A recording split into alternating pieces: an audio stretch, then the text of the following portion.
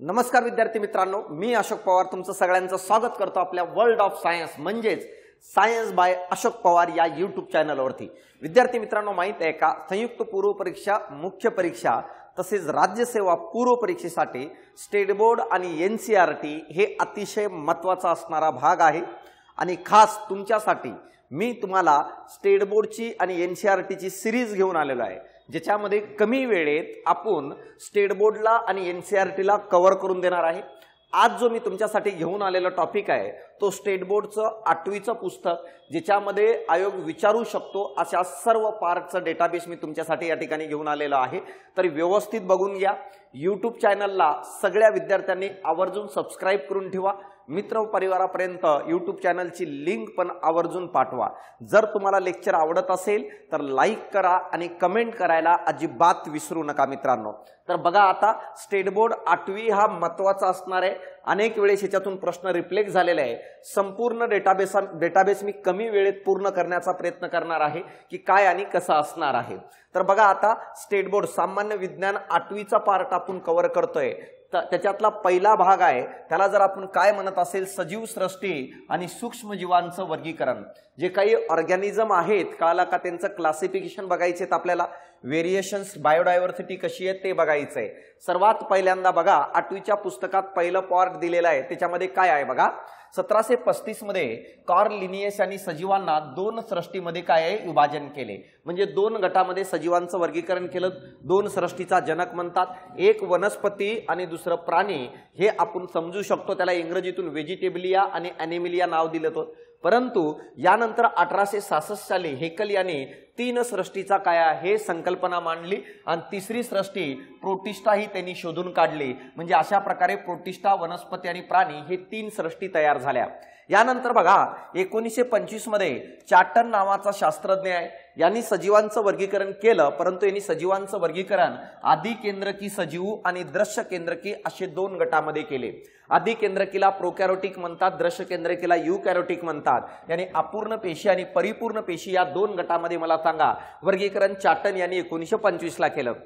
यानंतर 1938 ला कोपलंड नावाचा शास्त्रज्ञ तो म्हणतो 3 सृष्टी नाही 4 सृष्टीमध्ये सजीवांचं वर्गीकरण करावं लागेल। म्हणजे 4 किंगडमचा शोध लावणारा शास्त्रज्ञ कोपलंड 1938 मध्ये त्यांनी सांगितलं। त्यांनी मोनेरा या नवीन सृष्टीला ऍड केलं। म्हणजे अशा प्रकारे मोनेरा, प्रोटिस्टा, वनस्पती आणि प्राणी या 4 सृष्टींची निर्मिती करण्यात आली मित्रांनो। यानंतर जर बघितलं मित्रांनो, माहित आहे का पुढचं पार्ट काय आहे, जैवविविधता वर्गीकरणाची आवश्यकता, biodiversity and need of classification. म्हणजे बायोडायव्हर्सिटी काय आहे आणि वर्गीकरणाची गरज का पडली ते आपण बघूया। 2011च्या जनगणनेनुसार पृथ्वीवरील जमीन आणि समुद्र यामधील सर्व सजीव मिळून सुमारे मित्रांनो माहिती आहे का 87 दशलक्ष जाती आहेत। तर हा फॅक्च्युअल डेटा येणाऱ्या काळात तुम्हाला आयोग विचारू शकतं। हेच फायदा आहे मित्रांनो स्टेट बोर्डचं, हेच फायदा आहे या लेक्चरचा की फॅक्च्युअल डेटा तुमचा अजिबात मिस होणार नाही। यानंतर बघा, रॉबर्ट हार्डिंग नावाचा शास्त्रज्ञ, कळाला का, जर बघितलं हे अमेरिकन शास्त्रज्ञ होतं आणि अमेरिकन परिस्थिती तज्ञ इकॉलॉजिस्ट होतं। त्यांनी 1969 मध्ये सजीवांचे 5 गटात विभागणी केली। वर्गीकरणासाठी विटाकर यांनी पुढील काय निकष विचारात घेतले मित्रांनो माहित आहे का, जर बघितलं रॉबर्ट हार्डिंग, विटाकर हा पूर्ण नाव आहे त्याचं, आणि हे अमेरिकन काय मित्रांनो माहित आहे का इकॉलॉजिस्ट होतं आणि त्यांनी सजीवांचं 5 गटात वर्गीकरण केलं आणि यासाठी पुढील गुणधर्मांचा विचार केला।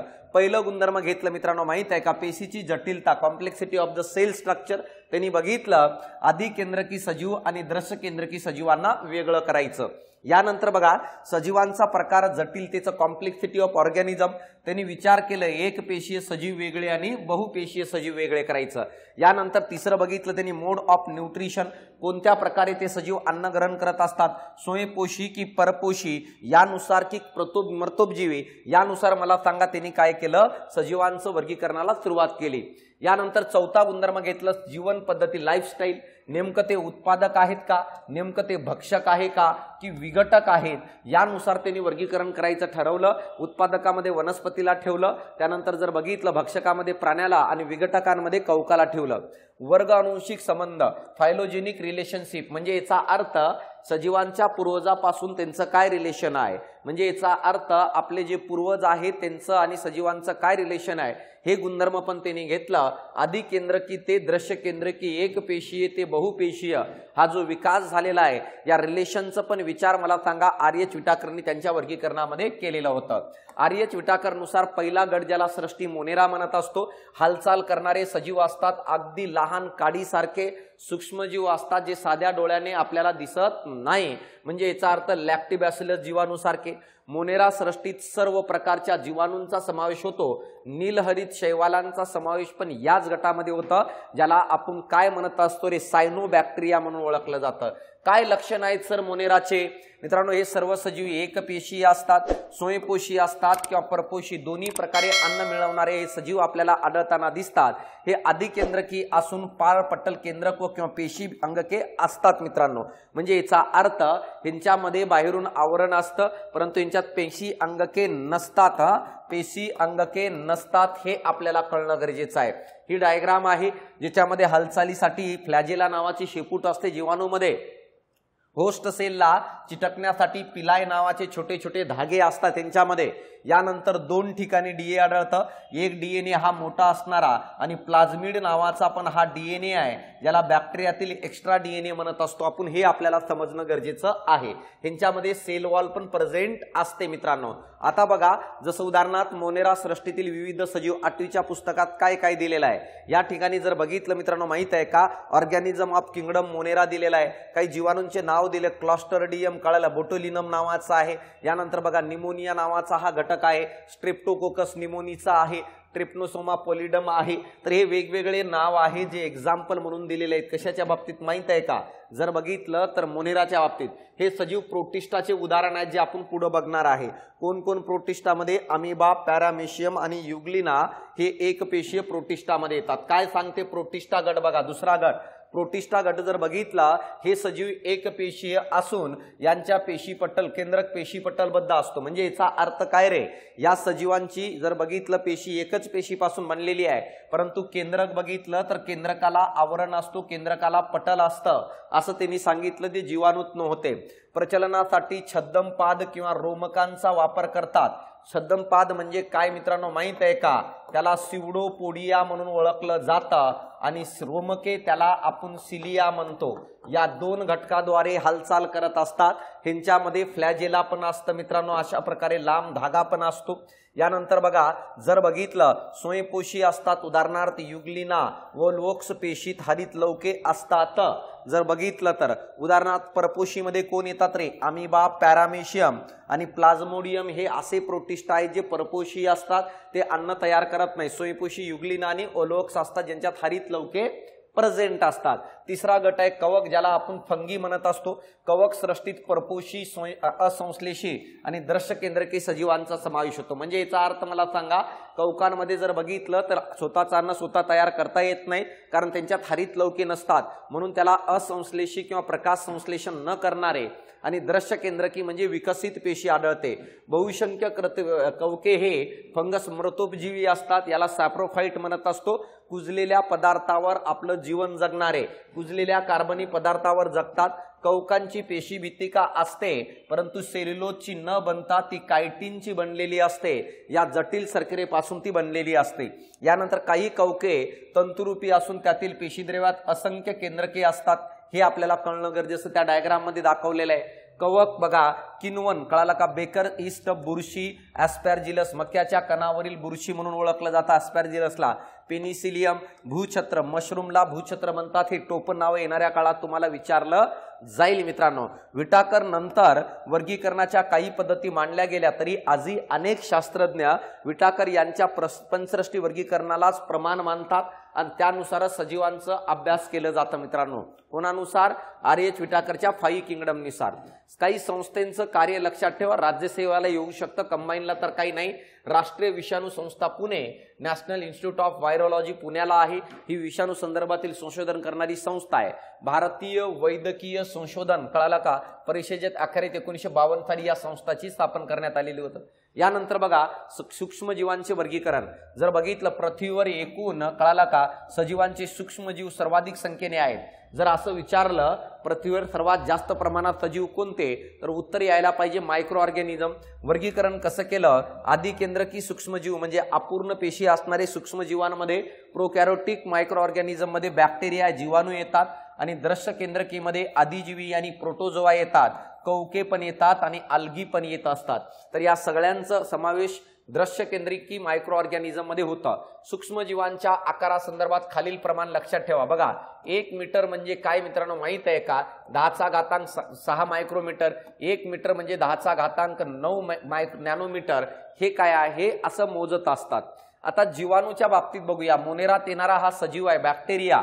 जर आकार बघितलं 1 मायक्रोमीटर ते 10 मायक्रोमीटर एवढं काय त्याचा आकार असतो. एकच स्वतंत्र सजीव म्हणून जगते. काही वेळा बरेच जीवाणू एकत्र येऊन वसाहती कॉलोनियल करून राहतात.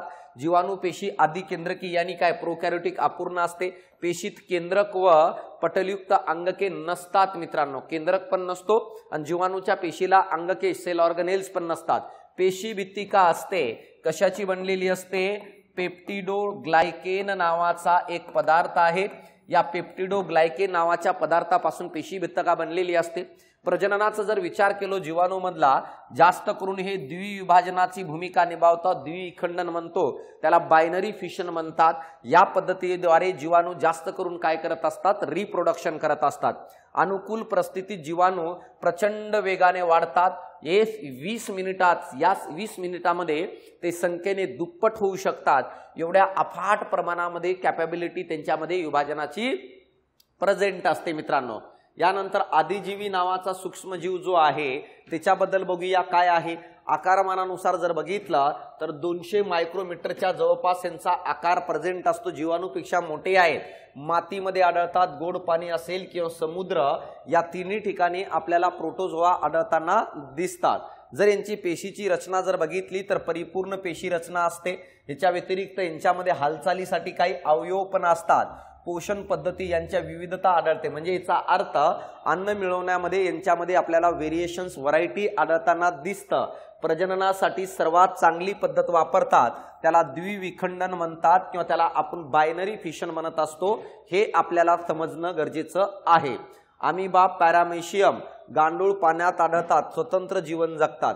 हे एक्झाम्पल आहेत मित्रांनो प्रोटोझोआमध्ये. हे आपल्याला कळणं गरजेचं आहे. एंटामिबा पण नावाचं येतं.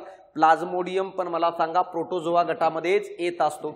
एंटामिबा हिस्टालिटिका नावाचा हा जो प्रोटोझोआ आहे या अमांश होण्यास कारणीभूत असणारा हा प्रोटोझोआ आहे. प्लाझ्मोडियम वायवॅक्स नावाच्या याच्यामुळे मलेरिया होतं. हिवताप त्याला म्हणतो होण्यास कारणीभूत असतं. युग्लिना स्वयंपोषी असतो तसेच परपोषी पण असतो मित्रांनो.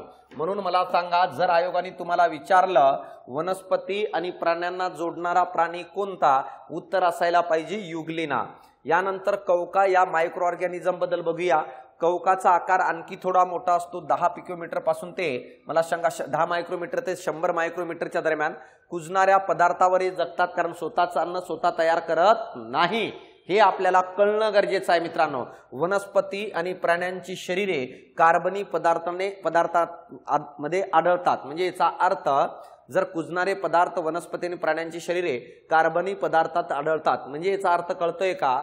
तर कवके कुजलेल्या पदार्थावर कार्बनी पदार्थावर जगत असतो. मग तो कुजलेला पदार्थ वनस्पतीचा असो किंवा प्राण्यांचा असो. दृश्य केंद्रकी एकपेशीय सूक्ष्मजीव कवकांच्या काही प्रजाती डोळ्याने दिसतात तर काही प्रजाती डोळ्याने दिसत नाही मित्रांनो. मृतोपजीवी असून यांनी सॅप्रोफायटिक आहे. कुजलेल्या पदार्थावर जीवन जगत असतात हे आपल्याला कळणं गरजेचं आहे. प्रजनन लैंगिक पद्धतीने पण करतात आणि अलैंगिक पद्धतीमध्ये 2 पद्धतीचा जास्त करून वापर करत असतात. एक द्विविभाजन आणि दुसरं मुकुलायन ज्याला बायनरी फिशन आणि बडिंग म्हणून ओळखलं जातं. उदाहरणार्थ ईस्ट, कॅन्डिडा आणि अळंबी ज्याला मशरूम म्हणतो हे याचे एक्झाम्पल आहेत. यानंतर दुसरा आणखी एक मायक्रो ऑर्गॅनिझम आहे ज्याला शैवाल म्हणतो. शैवालच्या बाबतीत आकार बघा जर बघितलं तर 100 मायक्रोमीटर ते 10 ते 100 मायक्रोमीटर पाण्यात आढळतात. मायक्रोमीटर आहे हा, एक लक्ष द्या. दृश्य केंद्रकीय आणि विकसित पेशी एक पेशीय तसेच मला सांगा हे स्वतःचं अन्न स्वतः तयार करणारे सूक्ष्मजीव आहेत. कारण यांच्यामध्ये हरितद्रव्य प्रेझेंट आहे हे आपल्याला कळणं गरजेचं आहे. का प्रेझेंट आहे? कारण यांच्यात हरित लवके आणि क्लोरो काय म्हणतो आपण त्याला, जर बघितलं हरित लवके प्रेझेंट असतात त्याला प्लास्टिड म्हणतात. आणि हरित लवके नावाचा पेशिकांगकच मला सांगा हरितद्रव्याची निर्मिती करतं, म्हणून शैवाल प्रकाश संश्लेषण फोटोसिंथेसिस करून स्वतःचा अन्न स्वतः करतात. जसं उदाहरणामध्ये एक्झाम्पल क्लोरेला आहे, क्लॅडोमोनास नावाचा हा काय शैवालांचं उदाहरण आहे. क्लोरेलाला स्पेस फूड म्हणतात कारण त्याच्यात प्रोटीनचं प्रमाण जास्त असल्यामुळे अंतराळवीर त्यांचा अन्न म्हणून वापर करतात. क्लॅडोमोनास हा पण एक प्रकारचा शैवाल आहे हे आपल्याला कळणं गरजेचं आहे. शैवालांच्या थोड्या प्रजाती एकपेशी आहेत, इतर शैवाल मला सांगा बहुपेशी असून नुसत्या डोळ्याने दिसू शकतात. काही शैवाल युनिसेल्युलर आहेत, बाकी मोठे आहेत, आपल्या डोळ्याने दिसत असतात. यानंतर पाचवं मायक्रो ऑर्गॅनिझम विषाणू. ऑर्गॅनिझम नाही म्हणता येत कारण याला सजीवाची मान्यता आणखी भेटलेली नाही आहे, अतिशय कमी ह्याचा आकार आहे. विषाणूंना सामान्यतः सजीव मानले जात नाही किंवा ते सजीव निर्जीवांच्या सीमेरेषेत आहेत हे आपल्याला कळणं गरजेचं आहे. मात्र त्यांचा अभ्यास सूक्ष्मजीवशास्त्रात केला जातो मायक्रोबायोलॉजीमध्ये. विषाणू अतिसूक्ष्म म्हणजे जीवाणूंच्या 10 ते 100 पटीने लहान असतात बॅक्टेरियापेक्षा. फक्त इलेक्ट्रॉन मायक्रोस्कोप मध्येच आपण विषाणूला पाहू शकतो. स्वतंत्र कणांच्या रूपात आढळतात. विषाणू म्हणजे डीएनए डीऑक्झिरायबोन्यूक्लिक आम्ल किंवा आरएनए पासून बनलेला एक लांब लचक रेणू असतो मित्रांनो.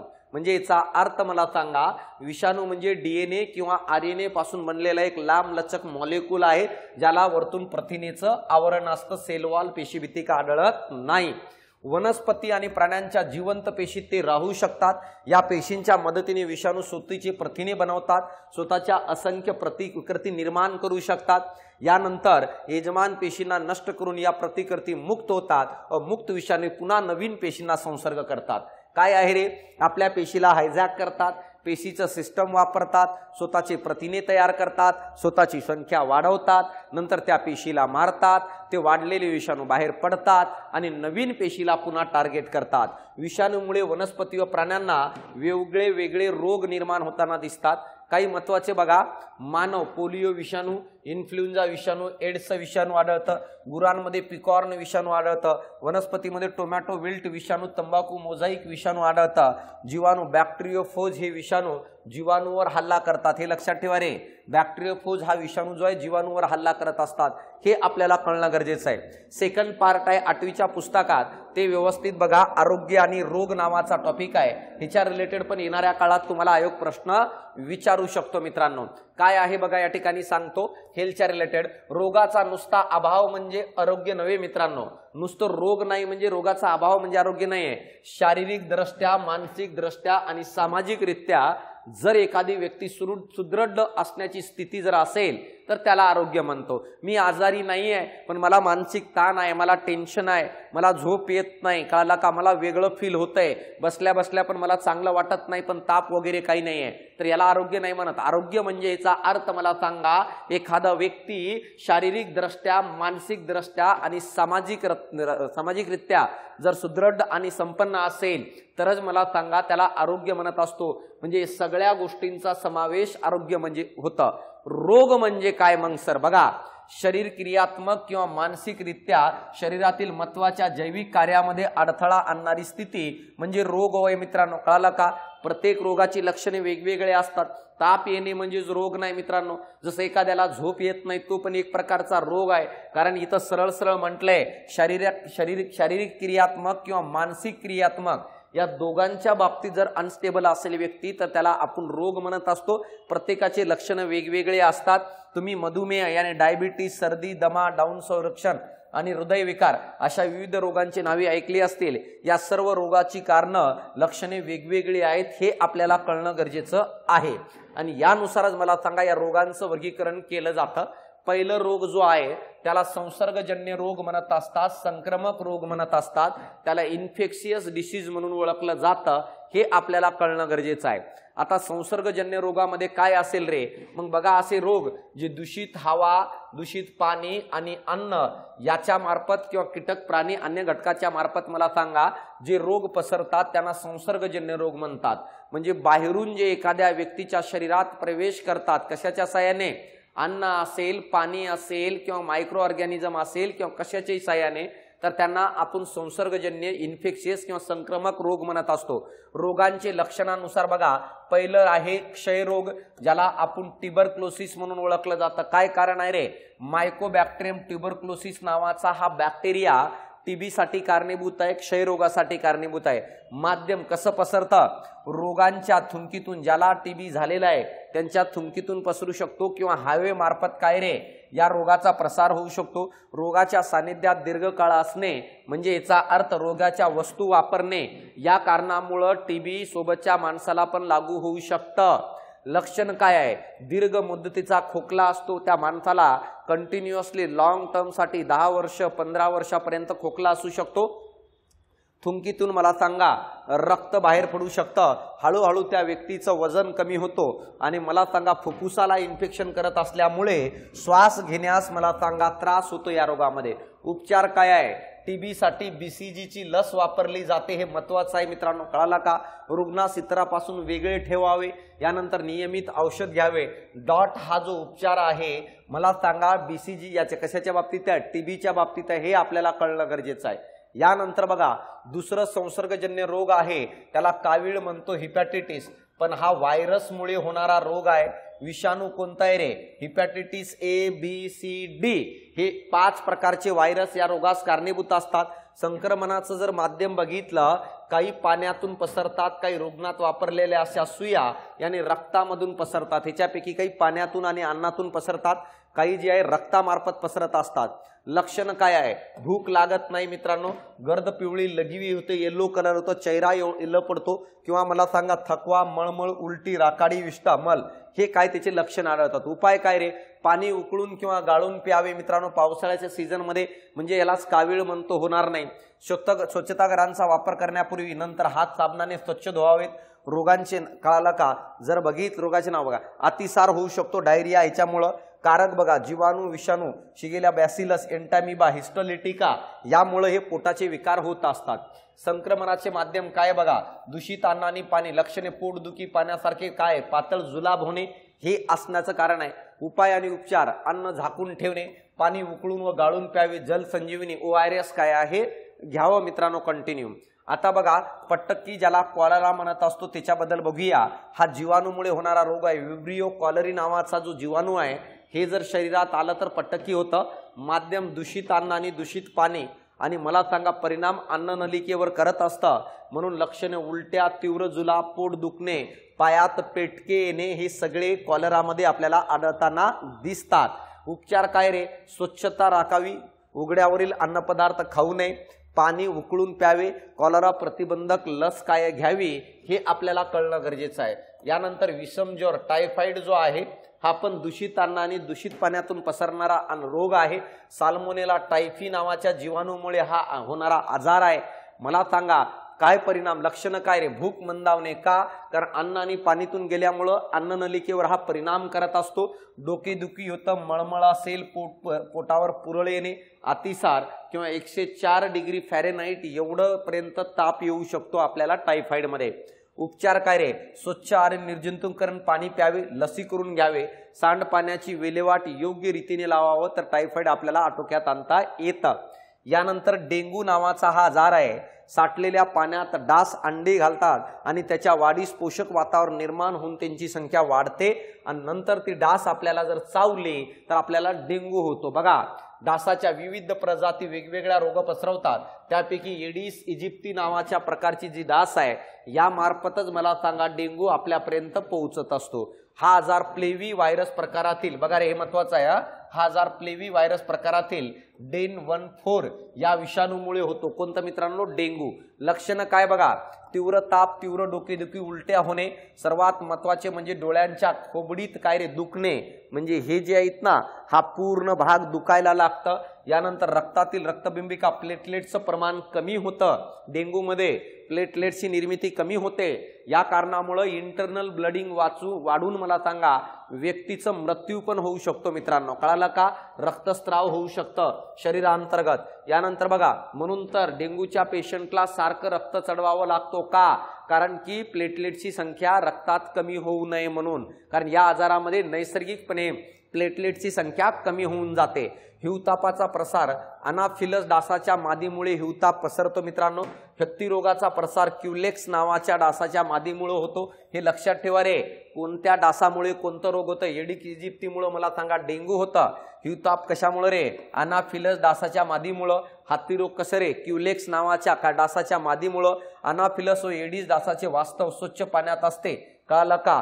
जर बघितलं तर क्युलेक्स डास प्रदूषित पाण्यात आढळते। बघ रे भाऊ, पाणी साठवून ठेवू नये, चांगला असेल किंवा वाईट असेल तरी ते डास आढळतात। जसा अनाफिलस आणि एडिस डास जी आहे ना, ही स्वच्छ पाण्यामध्ये आढळते।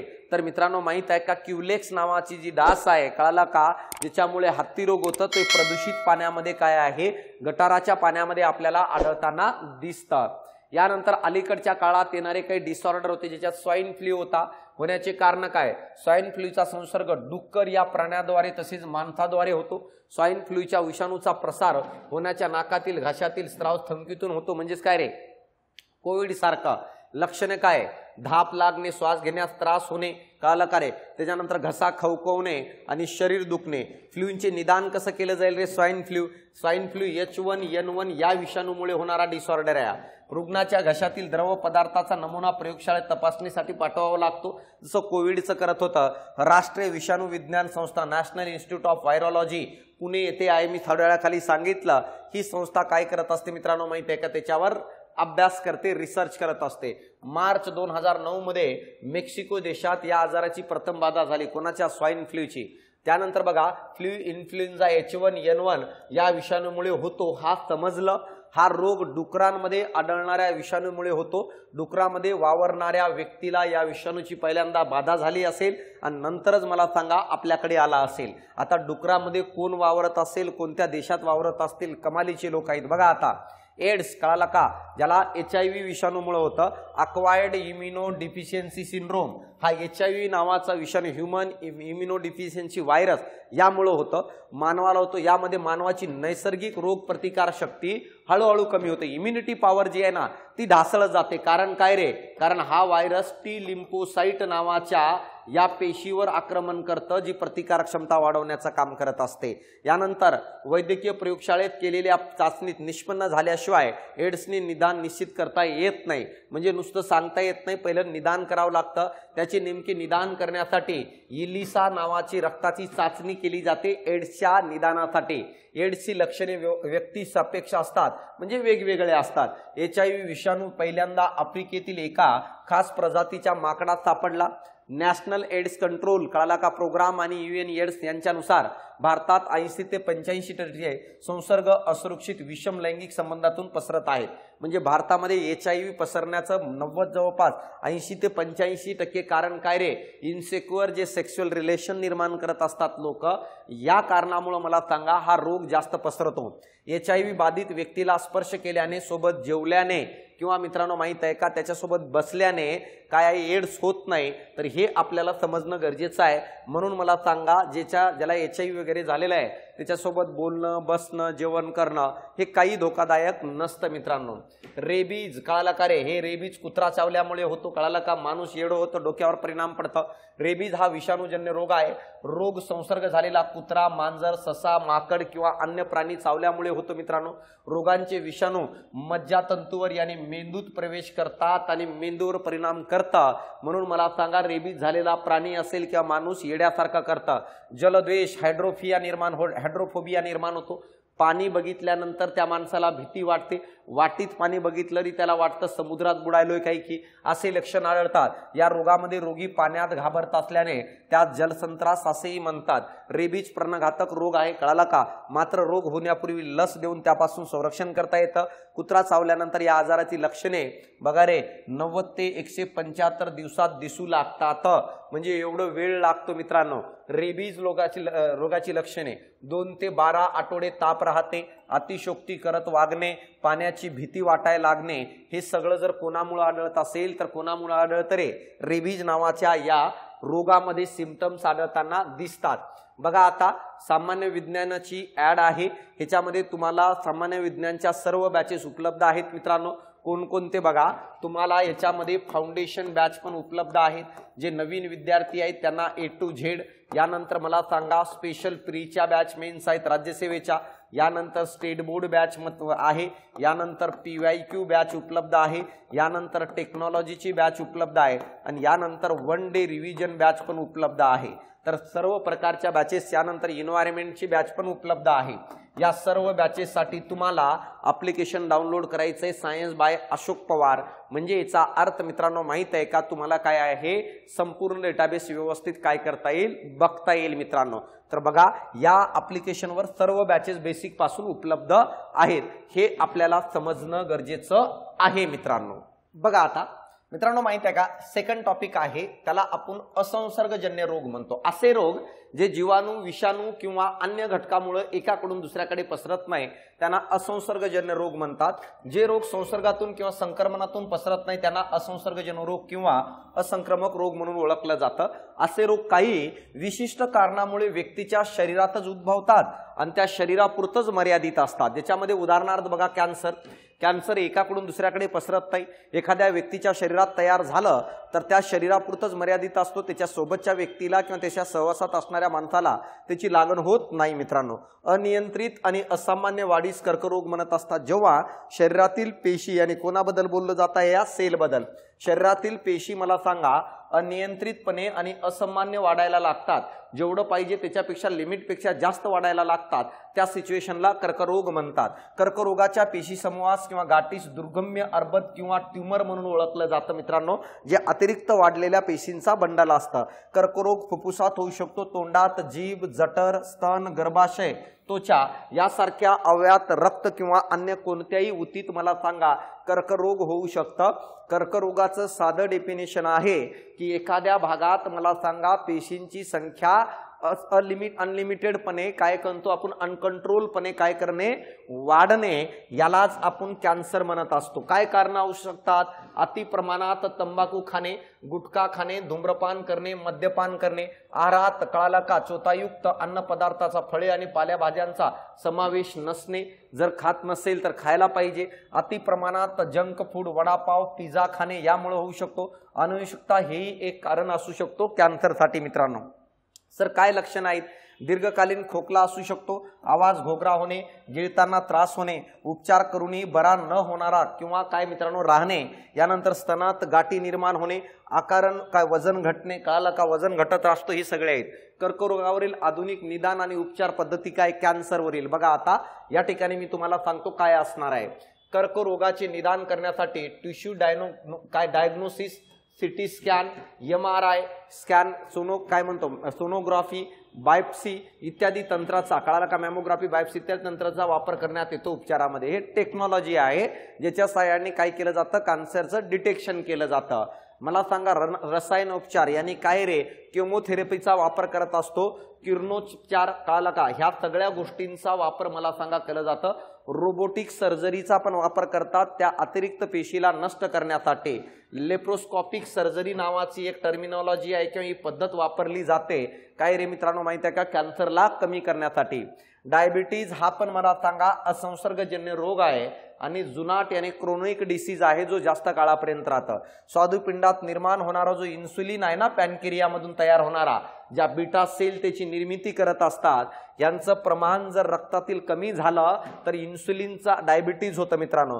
ग्लुकोज शर्करेच्या प्रमाणावर नियंत्रण ठेवतं, कोण ठेवतं, इन्सुलिन. आणि जर इन्सुलिनचं प्रमाण कमी झाल्यास शर्करेचं यानी ग्लुकोजचं प्रमाण रक्तातील वाढतं आणि या कंडिशनलाच आपण डायबिटीज किंवा मधुमेह म्हणत असतो.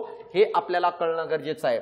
लक्षण काय आहे, रात्री मूत्र विसर्जनास वारंवार जावे लागतात, कळाला का, कंटिन्युअसली, वजन खूप वाढणे किंवा मला सांगा कमी होणे यासारखी लक्षणे आपल्याला डायबिटीज मध्ये आढळताना दिसतात.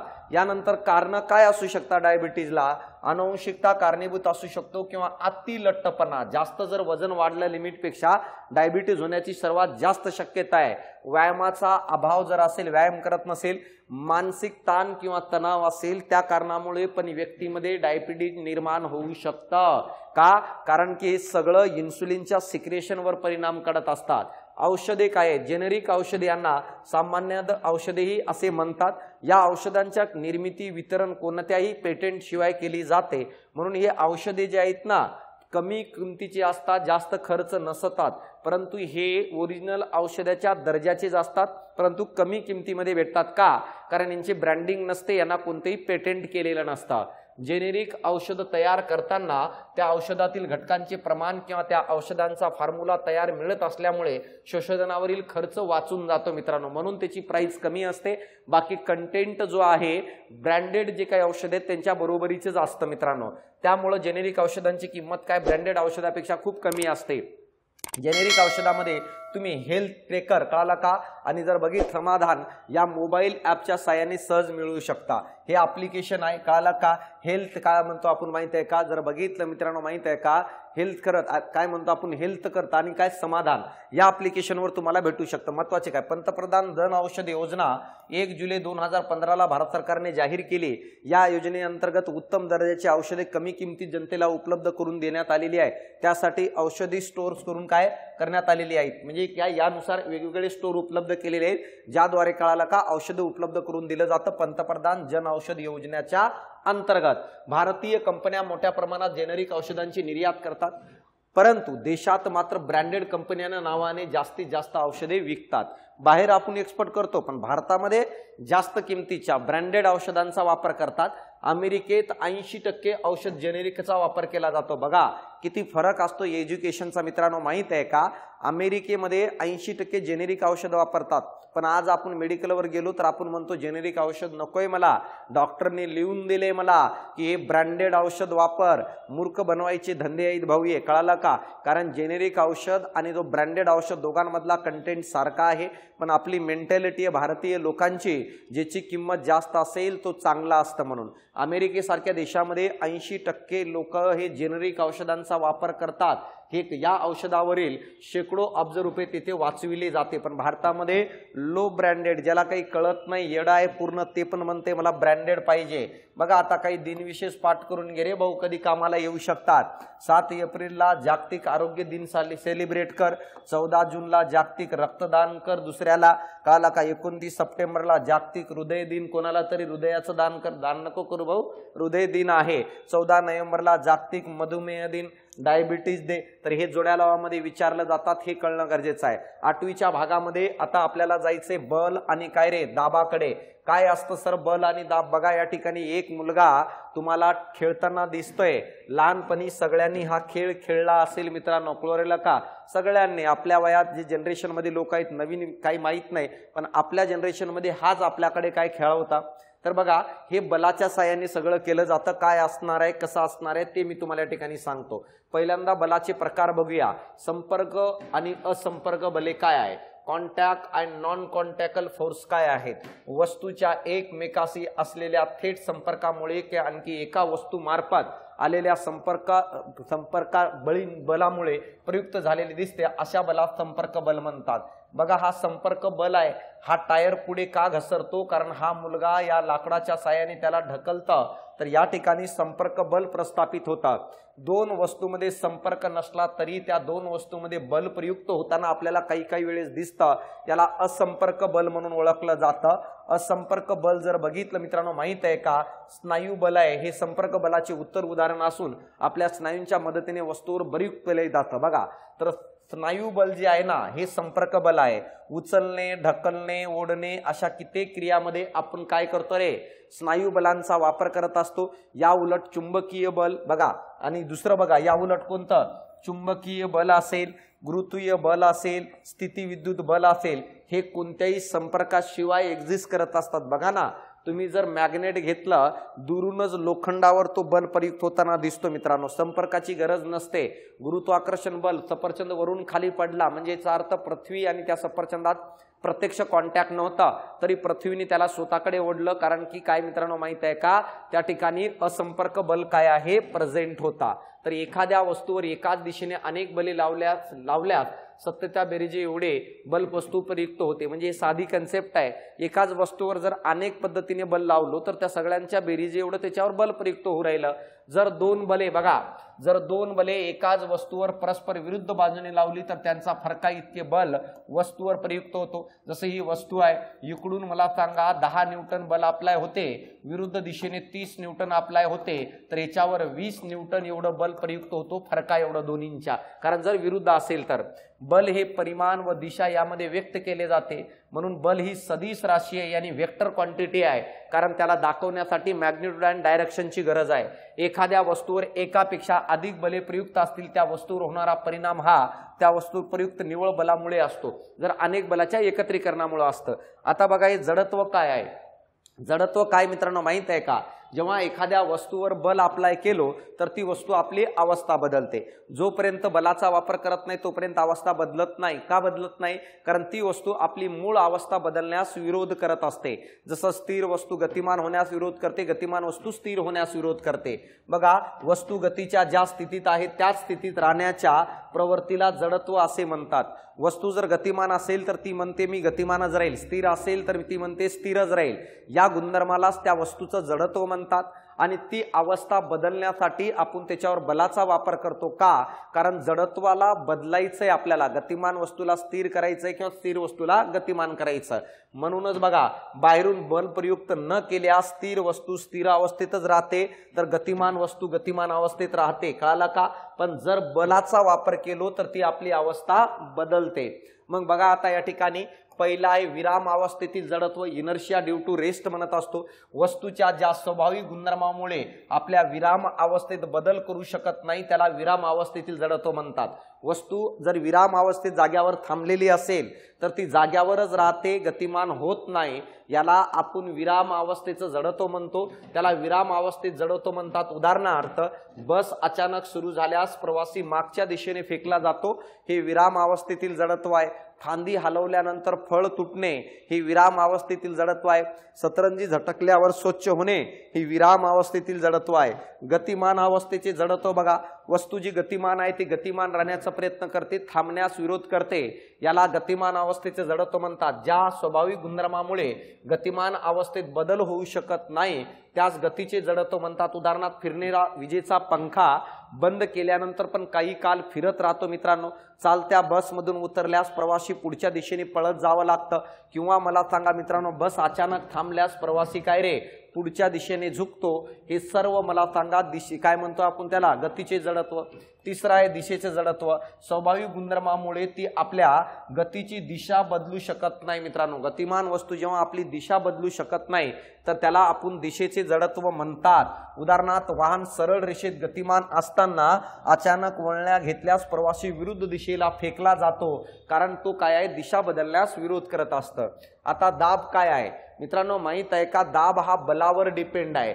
जेव्हा मला सांगा एखाद्या क्षेत्रफळावर मोजून आपण क्षेत्रफळ मोजलो आणि त्या क्षेत्रफळावर मला सांगा बल प्रयुक्त केलं तर त्याला बल न म्हणता त्याला दाब म्हणतात. म्हणजे दाब पण हा एक प्रकारचा बल आहे. कोणता बल आहे? जो ठराविक क्षेत्रफळावर मला सांगा अप्लाय होतो. जर ठराविक क्षेत्रफळावर बल अप्लाय आणि फोर्स अप्लाय होत असेल तर त्याला दाब म्हणतात, त्याला प्रेशर म्हणून ओळखलं जातं. हे आपल्याला कळणं गरजेचं आहे. पण हा जो बल आहे ना, हा परपेंडिक्युलर अप्लाय व्हायला पाहिजे दाब निर्माण होण्यासाठी. जर एखादं बल ठराविक क्षेत्रफळावर लंब दिशेने परपेंडिक्युलर अप्लाय होत असेल तर त्याला प्रेशर म्हणत असतात. एकक बघा, बलाचा एकक न्यूटन आहे मित्रांनो, बलाचा एकक न्यूटन, एरियाचं मीटर स्क्वेअर, म्हणून मला सांगा दाबाचा एक न्यूटन पर मीटर स्क्वेअर आहे. हे आपल्याला कळणं गरजेचं आहे. याला दुसरं नाव आहे, याला पास्कल म्हणून ओळखलं जातं. दाबाचा एकक पास्कल म्हणतात. हे आपल्याला कळणं गरजेचं आहे. हवामान शास्त्रात दाबाचे एकक लेरी काला का 1 बार 10⁵5 पास्कल. दाब ही आदिश राशी आहे. यानी याचा अर्थ मला सांगा दाबाला पण मला सांगा मॅग्निट्यूडची गरज आहे, डायरेक्शनची गरज आहे. क्षेत्रफळ वाढले की त्याच्या बलाचा दाब कमी होतो आणि क्षेत्रफळ कमी झाल्यास अप्लाय होणारा दाब वाढतो. किती क्षेत्रफळावर परपेंडिक्युलर बल अप्लाय होतो त्याच्यावर दाब डिपेंड आहे. क्षेत्रफळ जर वाढवलं तर दाब कमी होतं, क्षेत्रफळ कमी केलं तर दाब वाढून जातो. मित्रांनो, हे आपल्याला समजणं गरजेचं आहे. स्थायूवरील दाब काय आहे? स्थायू पदार्थावरील हवेत ठेवलेल्या सर्व स्थायू पदार्थावर हवेचा दाब असतो. स्थायू एखाद्या वजन ठेवले तर त्या वजनामुळे स्थायू पदार्थावर दाब निर्माण होतो. वजनावर व वजनाच्या स्थायीवरील संपर्काच्या क्षेत्रफळावर हा दाब अवलंबून असतो। स्थायू पदार्थ मला सांगा एखाद्या पदार्थावर जर ठेवलं तर तो स्थायू पदार्थ त्या पदार्थावर दाब निर्माण करत असतं। किती दाब निर्माण करतं? तो ठेवणाऱ्या पदार्थाचा क्षेत्रफळ किती, वजन किती आहे आणि तो किती क्षेत्रफळावर अप्लाय होतो त्याच्यावर दाब निर्माण करतं। कळतंय मी काय म्हणतो रे? बघा, स्थायू पदार्थाचं वजन किती आहे आणि तो ज्या ठिकाणी ठेवतोय किती क्षेत्रफळावर ठेवतो ह्याच्यावर मला सांगा तो पदार्थ किती दाब निर्माण करेल त्याची डिपेंड असतं।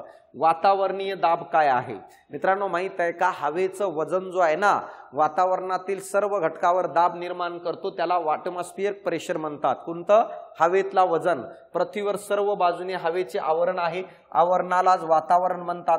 पृथ्वीच्या पृष्ठभागापासून सुमारे 16 किलोमीटर उंचीपर्यंत वातावरण आहे आणि हवा आहे, तर त्या ठिकाणापर्यंतच आपल्याला दाब आढळतं। त्याच्या सुमारे पुढे 400 किलोमीटर पर्यंत ते अतिशय विरल होत जातं हवेचं प्रमाण। हवेमुळे निर्माण झालेल्या दाबाला वातावरणीय दाब म्हणतात। हवेने मला सांगा किंवा हवेच्या वजनाने जो दाब निर्माण करतं त्याला वातावरणीय दाब म्हणतात।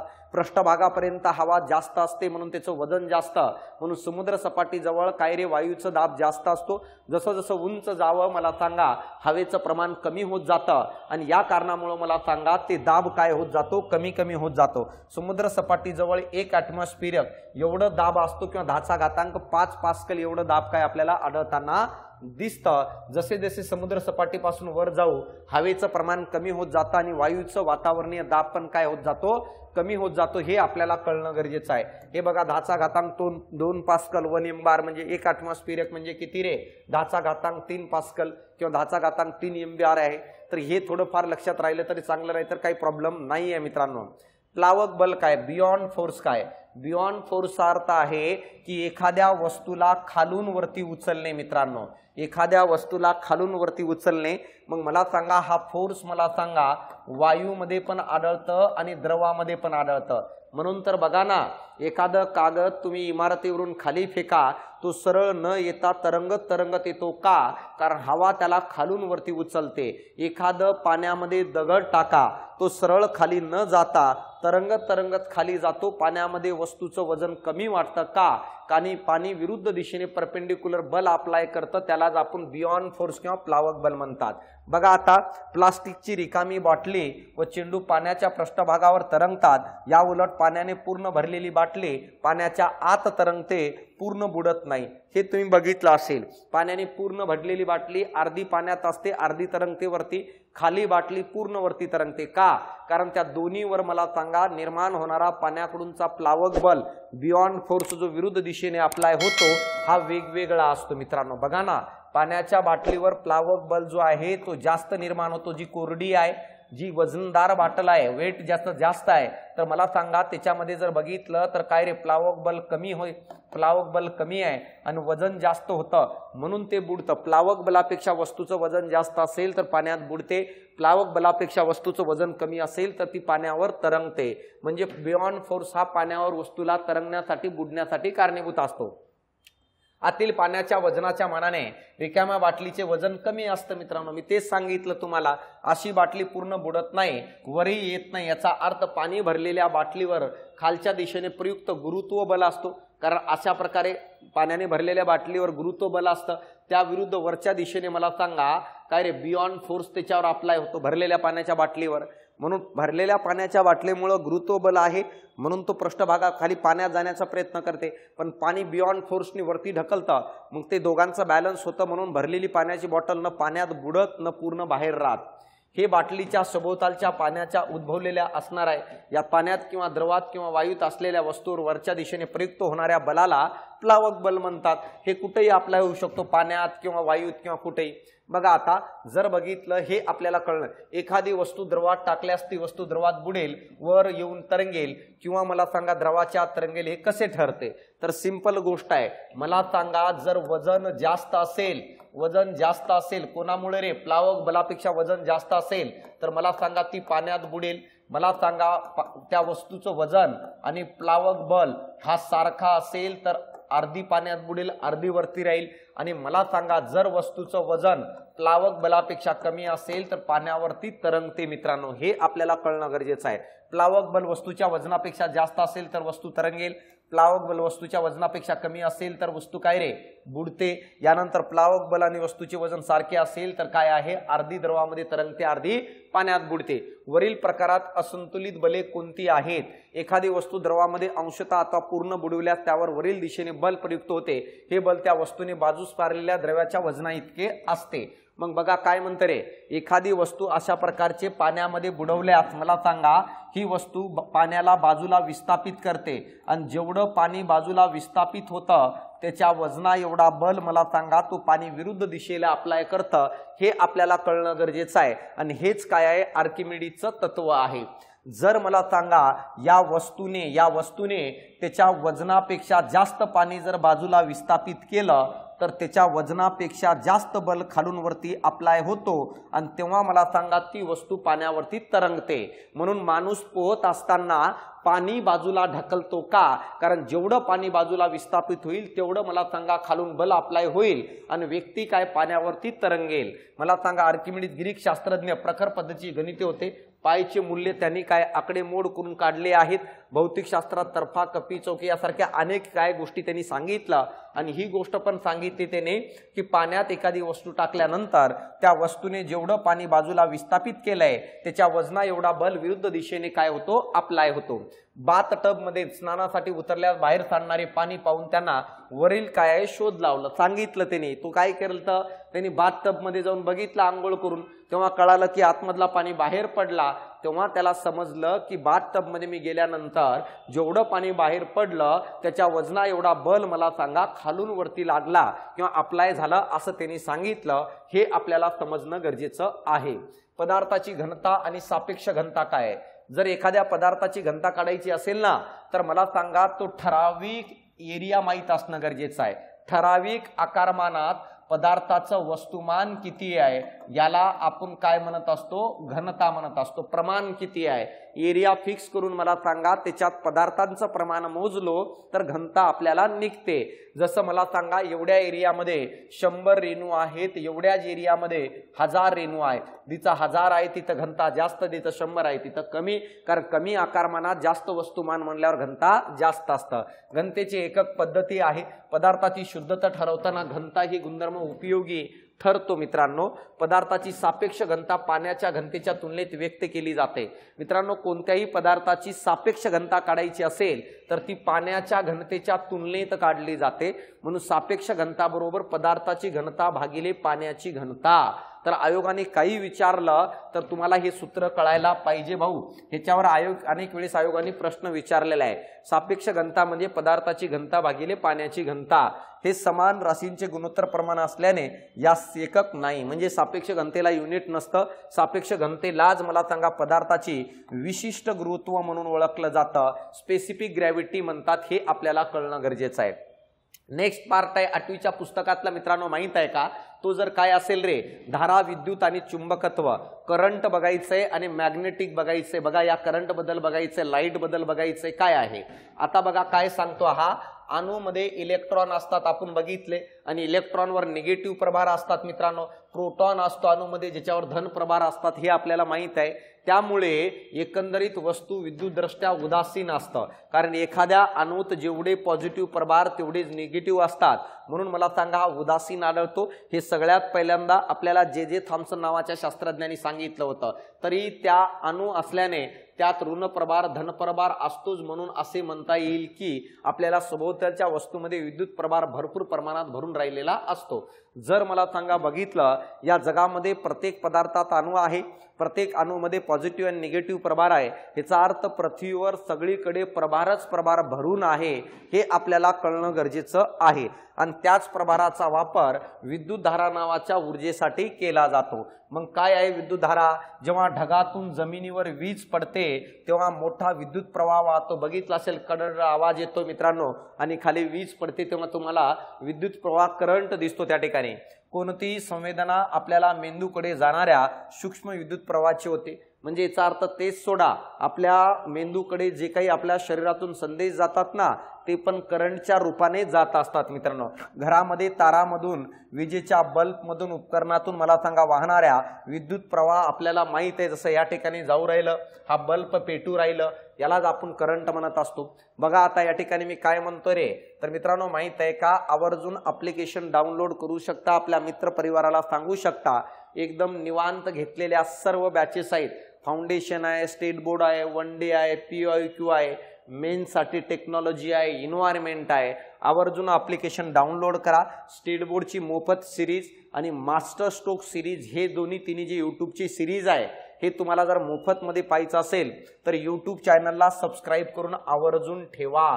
ऍप्लिकेशनचं नाव आहे सायन्स बाय अशोक पवार, यूट्यूबचं पण नाव आहे सायन्स बाय अशोक पवार. बघा आता रेडिओच्या विद्युत घंटामधून, इलेक्ट्रिक सेलमधून, त्यानंतर मोटारीच्या बॅटरीमधून धन प्रभारित आणि ऋण प्रभारित अशा दोन्ही कणांच्या वहनामुळे विद्युत प्रभार निर्माण होतो. बॅटरीतून करंट का निर्माण होतो, कारण बॅटरीमध्ये पॉझिटिव्ह आणि निगेटिव्ह प्रभार असतात आणि त्याच्यामुळेच मला सांगा करंट निर्माण होताना आपल्याला दिसतो. यानंतर बघा इलेक्ट्रोस्टॅटिक पोटेन्शियल काय आहे मित्रांनो, माहित आहे का, पाणी किंवा द्रव पदार्थ उंच पातळीतून खाली पातळीकडे काय वाहतात. तुम्हाला माहित आहे पाण्याचं वहन उंच कडून खाली, धबधबा बघितला असेल, उंच पातळीकडून कमी पातळीकडे पाण्याचं वहन होतं. उष्णता पण नेहमी अधिक तापमानाकडून कमी तापमानाकडे काय रे वाहिली जाते किंवा येते. हे पण दैनंदिन जीवनातलं उदाहरण आपल्याला माहित आहे.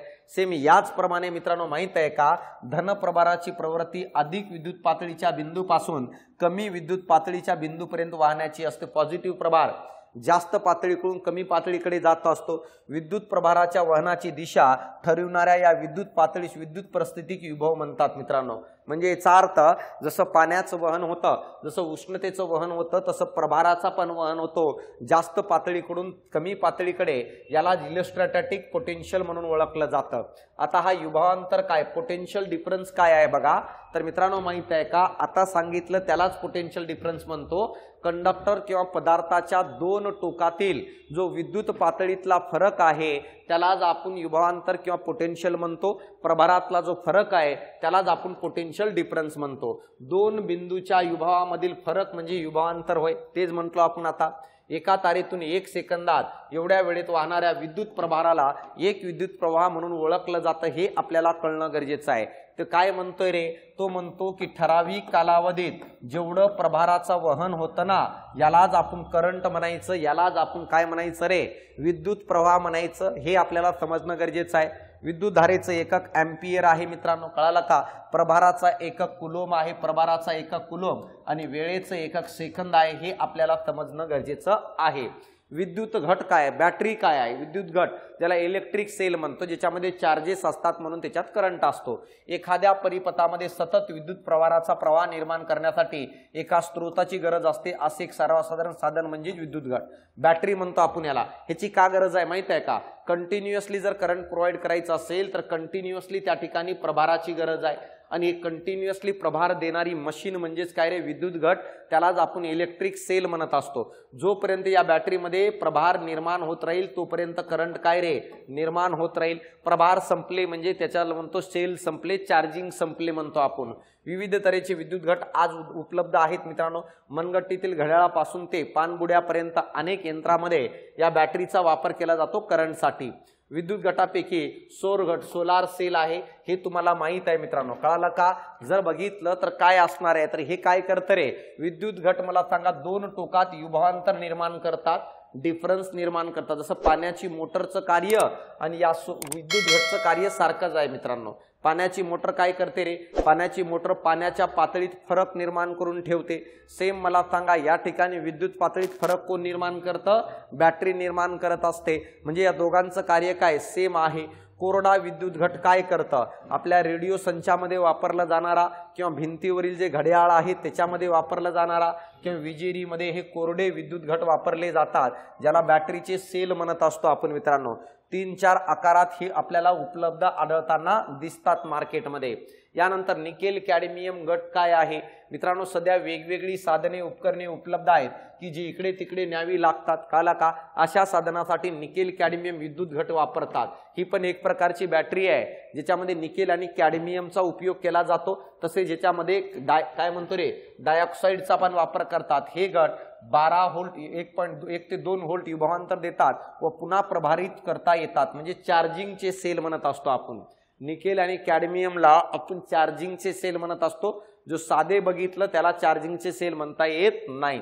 लिथियम आयन विद्युत घट आधुनिक साधनामध्ये वापरले जातात। उदाहरणार्थ स्मार्टफोनसाठी हे वापरतात, जे बॅटरी चार्जिंग करतो ना आपण मोबाईलची, त्याच्यामध्ये लॅपटॉपसाठी पण लिथियम कॅडमियमची बॅटरी वापरतात। हे घट पुन्हा प्रभारित करता येतात। निकेल आणि कॅडमियम घटापेक्षा अधिक विद्युत ऊर्जा साठवली जाते, म्हणजे याच्यामध्ये ऊर्जा साठवण्याची क्षमता पण काय रे जास्त असते मित्रांनो, जो मोबाईलमध्ये याच्यामध्ये वापरतात।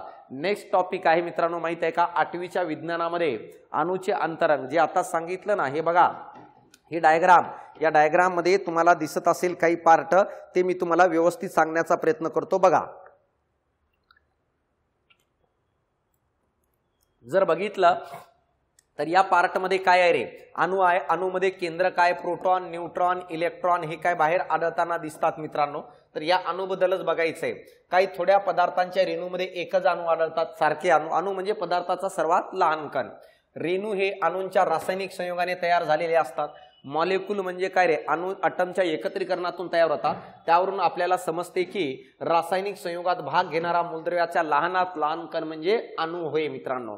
म्हणजे याचा अर्थ रासायनिक अभिक्रिया कोण घडून आणतं, तर अणू घडून आणतं।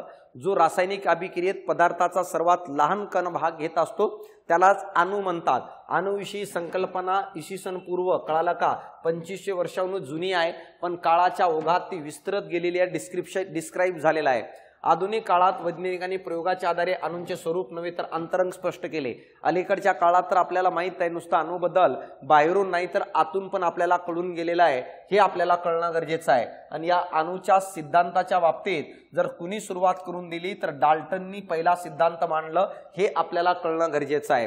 द्रव्याचे लहानात लहान कणांमध्ये विभाजन करायला एक मर्यादा असते, असं भारतीय तज्ञ कनाद यांनी काय सांगितलं 6व्या शतकात।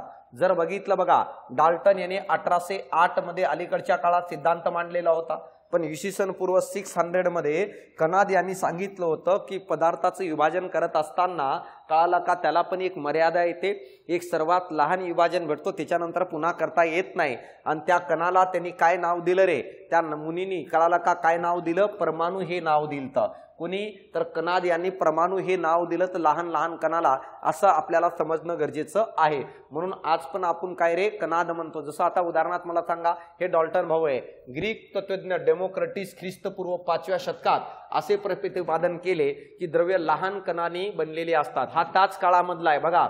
नेक्स्ट सायंटिस्ट आहे डेमोक्रेटिस, इसवी पूर्व 430 मध्ये यांनी सिद्धांत मांडला होता। आणि डेमोक्रेटिस यांनी सांगितलं की जगातील सर्वात लहान कणाला ॲटमस म्हणतात। मग आयोगाने जर विचारलं अणू हे नाव कुणी दिलं सर्वात लहान कणाला, ॲटमस नाव कुणी दिलं, तर तुमचं उत्तर असायला पाहिजे डेमोक्रेटिस। कारण ॲटमसचा अर्थ आहे मित्रांनो माहित आहे का, कापता न येणारा घटक, आणि अशा प्रकारे ॲटमस हे नाव दिलं त्यांनी। यानंतर डाल्टनचा सिद्धांत काय सांगतो, 1808 मध्ये डाल्टन यांनी सिद्धांत मांडला। काय म्हटलं रे डाल्टन यांनी, ब्रिटिश वैज्ञानिक शास्त्रज्ञ यांनी सांगितलं काय मित्रांनो माहित आहे का, या सिद्धांतानुसार द्रव्य यांनी काय रे अणूंचे बनलेले असते आणि अणू हे अविभाजनीय व अनाशवंत असतं। म्हणजे याचा अर्थ काय रे, डाल्टननी सांगितलं जगातील सर्व द्रव यांनी काय मॅटर यांनी पदार्थ अणूपासून बनलेले असतात आणि ते अविभाजनीय आहे, म्हणजे विभाजन करता येत नाही, अनाशवंत आहे यानी नष्ट करता येत नाही, हे डाल्टनचं म्हणणं होतं। एका मूलद्रव्याचे सर्व अणू एक समान असतात तर भिन्न मूलद्रव्यांचे अणू हे काय रे भिन्न असतात असं सांगितलं। जसं कार्बनचे सर्व अणू एकसारखे आहेत, हायड्रोजनचे सर्व एकसारखे आहेत, पण कार्बनचं वेगळं आणि हायड्रोजनचं वेगळं आहे हे त्यांनी सांगितलं। त्यांचं वस्तुमान पण वेगवेगळे आहे, कार्बनचं वस्तुमान वेगळं, हायड्रोजनचं वस्तुमान वेगळं, क्लोरीनचं वस्तुमान वेगळं, हे आपल्याला कळणं गरजेचं आहे। यानंतर येतं मित्रांनो शास्त्रज्ञ जे थॉम्सन, कधीची गोष्ट आहे 1897ला आपलं सिद्धांत मांडलं। याच्या सिद्धांताला प्लम पुडिंग मॉडेल किंवा प्लम पुडिंग अणुप्रारूप म्हणतात। बघा, अणुसंरचनेत पहिले प्रारूप म्हणजे थॉम्सनचं प्रारूप आहे। आयोग विचारतं बरं, IMP आहे, जगामध्ये सर्वात पहिल्यांदा अणुचं प्रारूप यानी मॉडेल कुणी मांडला? उत्तर असायला पाहिजे J.J. थॉम्सन। 1904 मध्ये मांडलेल्या प्लम पुडिंग प्रारूप होय। कोणतं मॉडेल मांडलं? प्लम पुडिंग प्रारूप, यानी काय रे, प्लम पुडिंग मॉडेल मांडलं याने। आणि काय सांगितलं रे, अणुला याने कलिंगडाची उपमा दिली, ती टरबूजची उपमा दिली। यांनी सांगितलं की अणुप्रारूपानुसार अणुमध्ये सर्व धनप्रभार पसरलेले असतात, त्यामध्ये जागोजागी ऋण प्रभार यानी इलेक्ट्रॉन काय रे, जडलेले किंवा विखुरलेले असतात, असं याचं म्हणणं होतं। थॉम्सनचं म्हणणं होतं की सगळीकडे पॉझिटिव्ह प्रभार पसरलेले आहे, जसं कलिंगडामध्ये लाल भाग पसरलेला असतो आणि जागोजागी त्याच्यात निगेटिव्ह प्रभार पसरलेले असतात, असं थॉम्सनचं म्हणणं होतं। पसरलेल्या धनप्रभाराचे संतुलन इलेक्ट्रॉनवरील ऋण प्रभारामुळे होते आणि त्यामुळे अणु हा उदासीन असतो। हे पहिल्यांदा मला सांगा J.J. थॉम्सन नावाच्या शास्त्रज्ञांनी सांगितलं, कारण त्यांनी सांगितलं जेवढे पॉझिटिव्ह प्रभार असतात तेवढे आतमध्ये निगेटिव्ह प्रभार असतात। यानंतर बघा, याच कळालं का, थॉम्सनच्या नंतर शास्त्रज्ञ तर रुदरफोर्ड यांनी 1911ला आपलं सिद्धांत मांडलं। रुदरफोर्डने एक प्रयोग केला आणि नंतर अणुला कशाची उपमा दिली मित्रांनो माहित आहे का? सूर्यमालेची उपमा दिली। बघा, अर्नेस्ट रुदरफोर्ड यांनी त्यांच्या सुप्रसिद्ध विकिरण प्रयोगाने अणुच्या अंतरंगांचा वेध घेतला, केंद्रकाचा शोध लावला। याने 1911 मध्ये अणुचे केंद्रकीय प्रारूप मांडले। हे IMP आयोगाने जर विचारलं अणुचं केंद्रकीय प्रारूप यानी काय रे, न्यूक्लिअर मॉडेल कोणी मांडलं, तर रुदरफोर्ड भाऊंनी मांडलेला आहे। काय केलं याने, रुदरफोर्ड यांनी सोन्याचा अतिशय पातळ पत्रा घेतलं, 0.0005 मायक्रोमीटर एवढं, आणि त्यावर किरणोत्सर्जित मूलद्रव्यातून उत्सर्जित होणाऱ्या अल्फा किरणाचा मारा केला रे। एकदम सोन्याचा पातळ पत्रा घेतला आणि त्याच्यावर अल्फा किरणाचा मारा केला। जेव्हा अल्फा किरणाचा मारा केला तेव्हा काय झालं बघा, सोन्याच्या पत्राभोवती लावलेला प्रतिदीप्तिमान यानी पडदा जो लावला होता त्याने अल्फा कणांच्या मार्गाचा वेध घेतला। आता मला सांगा, अशा प्रकारे त्यांनी काय केलं, इथं बघा हा पातळ पत्रा आहे, ह्याच्यावर अल्फा किरणाचा मारा केला, हे पडदा लावलेला आहे आणि त्यांनी बघितलं की काय फरक पडतो, कसं डायरेक्शन चेंज होते, याचा मार्गाचा वेध घेतला। जर अणुमध्ये धनप्रभार वस्तुमानाचे वितरण सर्वत्र एकसमान असेल तर धनप्रभारित अल्फा कणांचा पत्र्यावरून परावर्तन होईल अशी अपेक्षा होती। आता त्यांनी ह्या प्रयोगांती काय म्हटलं, त्यांनी म्हटलं कोणी रुदरफोर्डने, थॉम्सनच्या म्हणण्यानुसार जर सगळीकडे पॉझिटिव्ह प्रभार असेल मग मी सोडलेला अल्फा किरण पुढे जाणारच नाही का, कारण अल्फा किरण हा पॉझिटिव्ह आहे आणि मला सांगा अल्फा किरण पॉझिटिव्ह असल्यामुळे तो अल्फा पुढच्या पॉझिटिव्ह प्रभावावर आदळून रिटर्न येईल, ह्याच्यावरून कळून जाईल की पॉझिटिव्ह सगळीकडे आहे की एकाच ठिकाणी। परंतु जेव्हा त्यांनी मारा केला तर सगळीकडून रिटर्न न येता काही किरण सरळ निघून गेले, फक्त केंद्रकातून अल्फा किरण रिटर्न फिरले। ह्याच्यावरून कळालं की पॉझिटिव्ह प्रभार फक्त केंद्रकात असतो, केंद्रकाच्या बाहेर नसतो। अनपेक्षितपणे बहुसंख्य अल्फा किरण पत्र्यातून आरपार सरळ गेले, काही थोड्या अल्फा कणांचे मूळ मार्गापासून लहान कोनातून विचलन झालं, काही जास्त कोनातून विचलन झालं आणि काही मित्रांनो माहित आहे का, अल्फा किरण सरळ ज्या मार्गाने पाठवलं होतं त्याच मार्गाने रिटर्न फिरले। यावरून त्याला काय कळलं मित्रांनो माहित आहे का, जर म्हटलं याचा अर्थ त्यांनी सांगितलं सोन्याच्या स्थायीरूप पत्र्यामधील अणूंच्या आत बरेचशी जागा मोकळीच असली पाहिजे, ज्या थोड्या अल्फा कणांचे लहान किंवा मोठ्या कोनातून विचलन झाले त्याच्या वाटेत अडथळा आला, याचा अर्थ अडथळ्यास कारण असलेल्या अणूचा धन प्रभारित आहे। जी रिटर्न फिरले तिथं धनप्रभार आहे, जिथं नाही फिरले तिथं धनप्रभार नाहीये व जड भाग अणुच्या मध्यभागी होता। यावरून रुदरफोर्डने पुढील प्रमाणांचा मॉडेल मांडलं। काय सांगितलं, अणुच्या केंद्रकाभागी धनप्रभारित केंद्र असतो, म्हणजे याचा अर्थ केंद्रकाचा शोध लावलं आणि पॉझिटिव्ह प्रभार केंद्रकात असतो सांगितलं। केंद्रकात अणुचे जवळपास सर्व वस्तुमान एकत्रिले असतात किंवा गोळा झालेले असतात हेही सांगितलं। केंद्रकाभोवती इलेक्ट्रॉन नावाचे ऋण प्रभारित कण सगळीकडे फिरत असतात असं सांगितलं। केंद्रकात पॉझिटिव्ह प्रभार आणि केंद्रकाच्या बाहेर असे निगेटिव्ह प्रभार सगळीकडे असतात असं कोणाचं म्हणणं होतं, रुदरफोर्डचं। सर्व इलेक्ट्रॉनवरील एकत्रित ऋण प्रभार हा केंद्रकातील धन प्रभाराएवढा असल्याने विजातीय प्रभारांचे संतुलन होऊन अणु हा विद्युतदृष्ट्या उदासीन असतो। ही गोष्ट मला सांगा रुदरफोर्डने पण सांगितली। परिभ्रमण करणारे इलेक्ट्रॉन अणु केंद्रक यांच्या दरम्यान पोकळी असते हे पण रुदरफोर्डने सांगितलं, म्हणजे याचा अर्थ केंद्रक आणि बाकीचे इलेक्ट्रॉन यांच्यामध्ये पोकळी असते असं त्यांनी सांगितलं। यानंतर आला बोर। बोर मला सांगा कधी आला, 1913 ला आला मित्रांनो।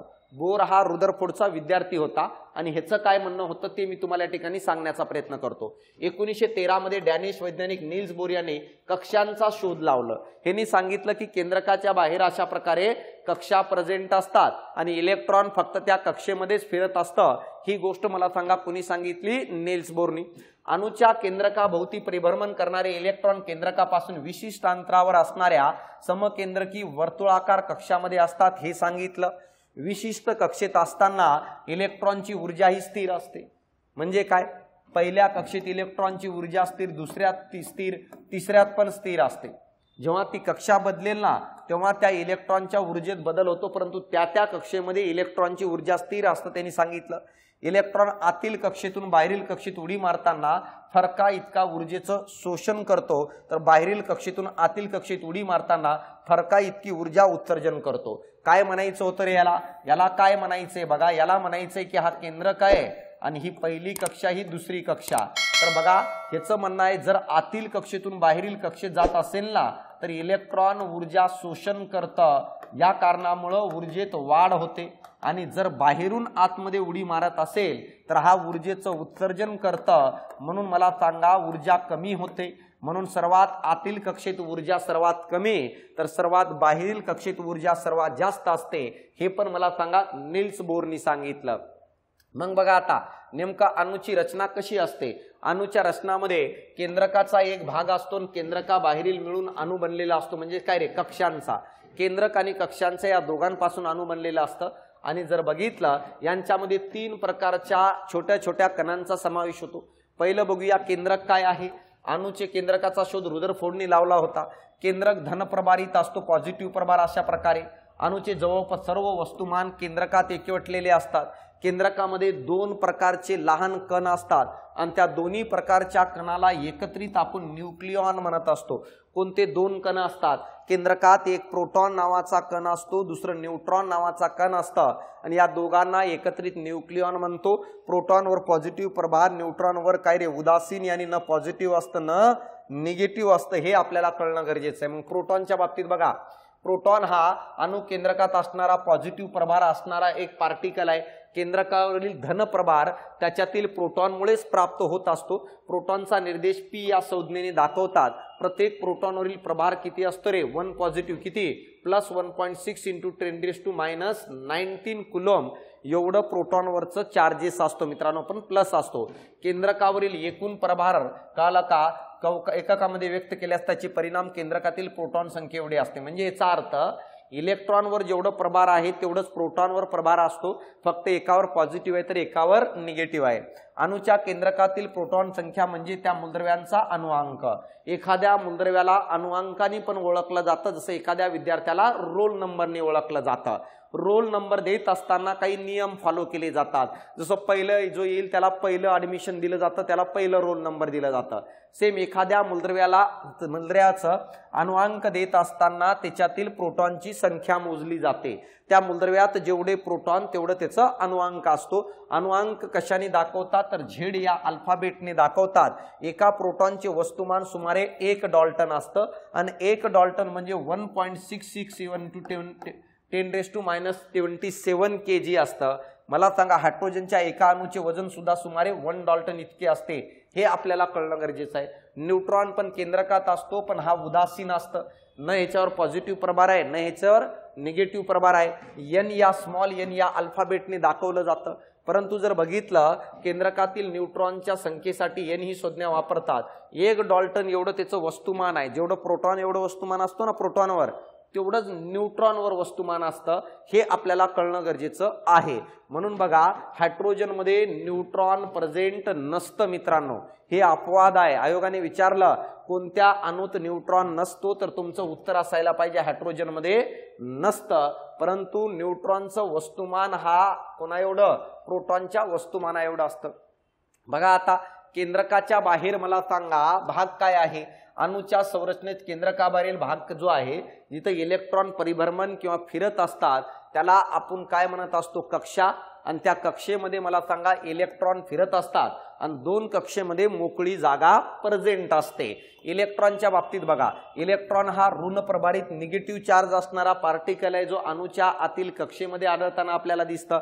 निगेटिव्ह चार्ज त्याच्यावर आढळताना दिसतो. किती असतो रे, -1.6 × 10⁻19 कुलम. वस्तुमान अतिशय निग्लिजिबल असतं, जवळपास 0 कन्सिडर केलं जातं. प्रोटॉनच्या वस्तुमानाच्या तुलनेत 1800 पटीने काय रे इलेक्ट्रॉनचं वस्तुमान हा कमी भरत असतं, म्हणून तो गणला जात नाही, 0 कन्सिडर केला जातो. अणूच्या केंद्रकाबाहेरील भागातील इलेक्ट्रॉन हे केंद्रकातील असलेल्या वेगवेगळ्या कक्षामध्ये काय करत असतात, फिरत असतात कक्षेत. आता बघा, भ्रमण कक्षेचे प्ररूप त्रिमिती असल्याने कक्षा या पदाऐवजी कवच हे पद वापरलं जातं किंवा त्याला शेल पण म्हणतात कक्षांना. इलेक्ट्रॉनची ऊर्जा ज्या ज्या कवचात असते त्यावरून ठरत असते. प्रत्येक कक्षेमध्ये प्रत्येक ऑर्बिटची एनर्जी लेवल काय वेगवेगळी असते. सर्वात बाहेरच्या कक्षेची एनर्जी जास्त असते तर सर्वात आतील कक्षेची एनर्जी कमी असते. बघा आता अणु केंद्रकाबाहेरील इलेक्ट्रॉनची संख्या केंद्रकामधील प्रोटॉनच्या संख्या इतकीच असते, त्यामुळे विद्युत प्रभारांची संतुलन अणु हा उदासीन असतो. जेवढे प्रोटॉन असतात तेवढेच इलेक्ट्रॉन असतात, म्हणून मला सांगा अणु हा उदासीन असतो. इलेक्ट्रॉनचे वस्तुमान नगण्य असल्याने अणूचं वस्तुमान प्रामुख्याने त्याच्या केंद्रकातील प्रोटॉन आणि न्यूट्रॉन यांची एकत्रित संख्या म्हणजे त्या मूलद्रव्याचा अणुवस्तुमानांक. बघा आता एखाद्या अणूचं वस्तुमान काढायचं असेल तर इलेक्ट्रॉन घेत नाही, कारण इलेक्ट्रॉनचं वस्तुमान अतिशय नगण्य असतं. म्हणून एखाद्या अणूतलं वस्तुमान काढत असताना दोघांचाच विचार केलं जातं. प्रोटॉन आणि न्यूट्रॉन या दोघांची बेरीज म्हणजे त्या अणूचं वस्तुमान असतो. अणूचं वस्तुमान हे या अल्फाबेटने दाखवलं जातं, हे आपल्याला कळणं गरजेचं आहे. म्हणजे अणुअंक म्हणजे प्रोटॉनची संख्या आणि अणुवस्तुमानांक म्हणजे प्रोटॉन आणि न्यूट्रॉन यांची एकत्रित संख्या, हे आपल्याला समजणं गरजेचं आहे. उदाहरणार्थ जर बघितलं मित्रांनो, माहित आहे का, या ठिकाणी कार्बन 6 आणि 12 असं दाखवलं जातं. 6 काय रे अणुअंक आहे, 12 अणुवस्तुमानांक आहे. हे आपल्याला कळणं गरजेचं, हे आपल्याला समजणं गरजेचं आहे. न्यूट्रॉनची संख्या काढायची म्हणल्यावर 12 मधून 6 मायनस करा, 6 न्यूट्रॉन भरतात, 6 प्रोटॉन आणि 6 इलेक्ट्रॉन. इलेक्ट्रॉनचं वितरण अणूमध्ये कसं केलं जातं बघा. जर बघितलं बोरच्या अणुप्रारूपानुसार इलेक्ट्रॉन स्थायी कवचामध्ये परिभ्रमण करतात. या कवचांना विशिष्ट ऊर्जा असते. ज्या कवचात जेवढी ऊर्जा असते ना भाऊ, त्याच्यानुसार त्याच्यामध्ये इलेक्ट्रॉन सामावण्याची काय क्षमता असते, हे आपल्याला कळणं गरजेचं आहे मित्रांनो. हे आपल्याला समजणं गरजेचं आहे. कवचाच्या काय कक्षांच्या क्रमांकासाठी एन हे काय रे सिम्बॉल आहे. त्यानुसार कवकांचे नाव देण्यात आलेले आहे. पहिली, दुसरी, तिसरी अशा प्रकारे पहिल्या कक्षेला के, दुसरीला एल, तिसरी एम आणि चौथी एन या नंबरने आपण कक्षा काय आहे ओळखत असतो. सूत्र बघा, कवकामध्ये किंवा काय म्हणतो आपण, जे काही कक्षा आहे कक्षामध्ये इलेक्ट्रॉन भरण्यासाठी 2n चा वर्ग हा सूत्र वापरतात. आयोग विचारतं यानुसार बघा, पहिल्या कक्षेमध्ये, दुसऱ्या कक्षेत, तिसऱ्या कक्षेत आणि चौथ्या कक्षेत इलेक्ट्रॉनची संख्या किती असते. सूत्रानुसार जर टाकलं के मध्ये 2 इलेक्ट्रॉन, एल मध्ये 8, एम मध्ये 18 आणि एन मध्ये 32 इलेक्ट्रॉन मावतात. ही त्या त्या कक्षेची क्षमता आहे, हे आपल्याला कळणं गरजेचं आहे. यानंतर बघा समस्थानिके नावाचा पॉइंट आहे.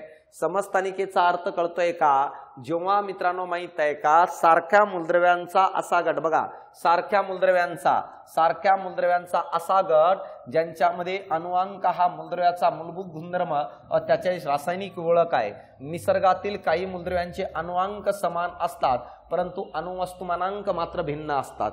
म्हणजे मूलद्रव्यांचा असा गट ज्याच्यात अणुअंक तर सारखा आहे परंतु अणुवस्तुमानांक वेगळा आहे, अशा मूलद्रव्यांच्या गटाला आयसोटोप्स म्हणायचं. जसं इथं या ठिकाणी सांगतोय मी तुम्हाला, या ठिकाणी कार्बन 12 कळाला का, या ठिकाणी कार्बन 12, कार्बन 13 आणि कार्बन 14 दिलेले आहे. जर याच्यात बघितलं ना भाऊ, कार्बन 12 मध्ये जर बघितलं अणुअंक 6 आहे, कार्बन 13 मध्ये पण अणुअंक 6 आहे, कार्बन 14 मध्ये पण अणुअंक 6 आहे. मग हे 6 6 काय आहे रे, तर मला सांगा, हे 6 ॲटॉमिक नंबर आहे सारखे आणि वस्तुमान वेगवेगळे असतात, म्हणून यांना आयसोटोप्स म्हणतात.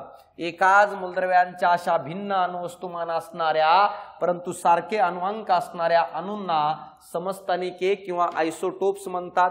जसं कार्बनची 3 समस्थानिके आढळतात, कार्बन 12, कार्बन 13 आणि कार्बन 14. यानंतर समस्थानिकांचा अणुवस्तुमानांक काय रे, या पद्धतीने दर्शवलं जातं, कार्बन 12, कार्बन 13 आणि कार्बन 14. समस्थानिकांची प्रोटॉनची संख्या समान असते परंतु न्यूट्रॉन भिन्न असतात. आयसोटोप्स मध्ये जर बघितलं तर मित्रांनो न्यूट्रॉन वेगळे असतात, बाकी प्रोटॉन आणि इलेक्ट्रॉन संख्या ही आयसोटोप्स मध्ये सारखी असते. न्यूट्रॉन वेगळे असतात म्हणूनच समस्थानिके तयार होतात, हे आपल्याला कळणं गरजेचं आहे. हायड्रोजनचे पण आपल्याला एकूण 3 समस्थानिके आढळताना दिसतात. त्यांना सर्वात पहिल्याला हायड्रोजन किंवा प्रोटियम म्हणतात, दुसऱ्याला ड्यूटेरियम म्हणतात आणि तिसऱ्या हायड्रोजनच्या समस्थानिकाला ट्रिटियम म्हणतात. हायड्रोजन जो पहिला आहे तो साध्या पाण्यात वापरलं जातं, ड्यूटेरियम जड पाण्यात वापरलं जातं आणि ट्रिटियम किरणोत्सारितेमध्ये वापरलं जातं, हे आपल्याला समजणं गरजेचं आहे. समस्थानिकांचा उपयोग बघा, जे निसर्गात आढळणारे हे एकाच मूलद्रव्यांचे वेगवेगळे रूप आहेत, ज्यांचे रासायनिक गुणधर्म सारखे, भौतिक गुणधर्म वेगळे, न्यूट्रॉन संख्या वेगळी, प्रोटॉन संख्या सारखी, इलेक्ट्रॉन संख्या सारखी, अशा मूलद्रव्यांचे काही उपयोग आहेत. काही मूलद्रव्यांची समस्थानिके किरणोत्सारी असतात, त्यांचा उपयोग विविध क्षेत्रात केला जातो, जसं औद्योगिक क्षेत्रामध्ये, कृषी क्षेत्रामध्ये, वैद्यक क्षेत्रामध्ये, मेडिकलमध्ये, संशोधन क्षेत्रामध्ये केला जातो.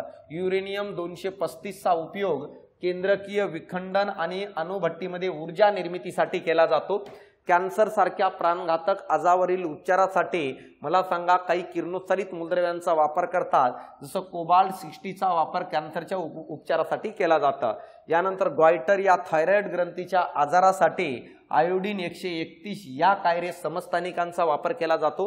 किरणोत्सारित मूलद्रव्यांच्या समस्थानिकांचा उपयोग जमिनीखालून गेलेल्या नळामधील चिरा शोधण्यासाठी सोडियम 24 चा वापर करतात. जे मोठे मोठे पाईपलाईन्स असतात ना, ते कुठं लीक झालेत का, काय आहेत का, ह्याच्या शोधासाठी पण सोडियम 24 वापरलं जातं. कार्बन 14 चा उपयोग मला सांगा काय रे, जीवाश्माचे वय ठरविण्यासाठी, एखादी डेड बॉडी, एखादा अवशेष सापडला असेल तर त्याच्यासाठी कार्बन 14 चा उपयोग त्याचं वय काढण्यासाठी केला जातो. अणुभट्टी काय असते रे, अणुभट्टीमध्ये किरणोत्सारित मूलद्रव्यावर अभिक्रिया करून ऊर्जा तयार केली जाते. अणु ऊर्जेच्या वापराने मोठ्या प्रमाणात वीज निर्मिती करण्याचे संयंत्र म्हणजे अणुभट्टी. अणुभट्टीमध्ये अणु इंधनावर केंद्रकीय अभिक्रिया घडून आणली जाते आणि त्याच्यातून अफाट प्रमाणामध्ये ऊर्जा मुक्त केली जाते. संबंधित केंद्रकीय अभिक्रिया समजून घेण्यासाठी बघा, युरेनियम 235 या अणु इंधनाचं उदाहरण घेऊया. मंद गतीच्या न्यूट्रॉनचा मारा केला असता युरेनियम 235 फुटतो. मित्रांनो, हा युरेनियम 235 चा केंद्रक तुटतो. समस्थानिकांच्या काय केंद्रकांचे विखंडन होऊन क्रिप्टॉन तयार होतं आणि बेरिलियम तयार होतं. आणि हे तयार होत असताना ज्याच्यातून मूलद्रव्यांची केंद्रके 2 व 3 नवीन न्यूट्रॉन तयार होतात आणि नवीन न्यूट्रॉन तयार, जसं उदाहरणार्थ हे युरेनियम 235 न्यूट्रॉनचा मारा केलं, जसं मारा केलं 2 दुसरे केंद्रक तयार झाले. मित्रांनो कळाला का, ह्याच्या सोबतच 3 न्यूट्रॉन तयार झाले आणि यासोबत अफाट प्रमाणामध्ये ऊर्जा तयार झाली. त्याच ऊर्जेसाठी ही अभिक्रिया घडून आणतो, यालाच केंद्रकीय विखंडन म्हणतात. या अभिक्रियेमध्ये बघा, न्यूट्रॉनची गती कमी करण्यासाठी ते आणखी युरेनियम 235 केंद्रकाचे विखंडन घडवतात. अशा प्रकारे केंद्रकीय विखंडनाची श्रृंखला अभिक्रिया होते. यामध्ये केंद्रकात मोठ्या प्रमाणात केंद्रकीय ऊर्जा तयार होते किंवा मुक्त होते.